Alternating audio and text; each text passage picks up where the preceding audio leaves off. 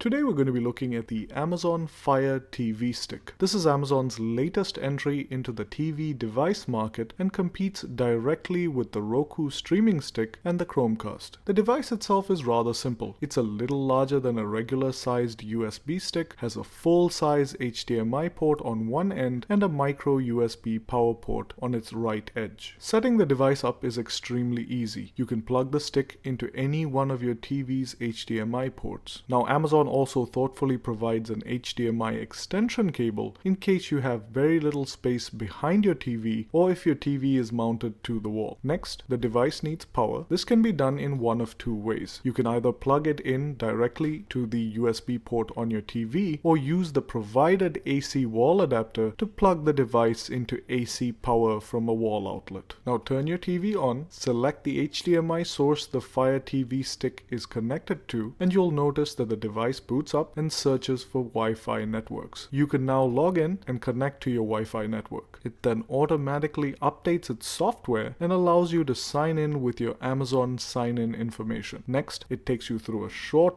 video tour and is then ready to use. It also allows you the option of setting parental controls before beginning to use the device. All the setup for the Fire TV stick is done on the device itself, unlike the Roku streaming stick, which requires some of the initial setup to be done from an internet-connected computer. All the content and options on the device's interface are laid out in the form of large tiles with a main menu running along the left of those tiles. You can scroll vertically down the main menu to select the type of content you want to browse, then scroll horizontally through items in each submenu. The provided remote is how you would usually interact with a Fire TV stick. The remote is minimalistic and its central click wheel bears a striking similarity to the original iPod. The buttons are all well laid out and the remote is very comfortable to use. As with all remotes, the Achilles heel is when it comes to search. Searching content with the remote is pretty annoying and slow. However, the Fire TV stick will work with Amazon's Fire TV app.